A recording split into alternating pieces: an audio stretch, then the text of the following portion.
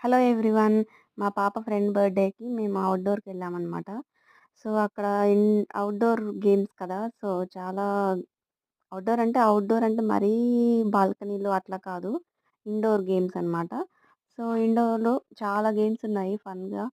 So, అందరూ మంచిగా ఆడుకున్నారు. ఆడుకున్న తర్వాత ఇంకా ఫుడ్ టైమ్ అయితే ఫుడ్ దగ్గరకొచ్చేసి ఇట్లా స్మాల్ స్నాక్స్ అట్లా తింటున్నారు. మా పాపకైతే నచ్చలేదు. ఆమె ఏంటో చిప్స్ ప్యాకెట్స్ తినేస్తుంది. ఇంకా వీళ్ళందరూ బర్త్‌డే కేక్‌కి రెడీ అయిపోయారు. సో, తను బ్లో చేసేసింది మంచిగా.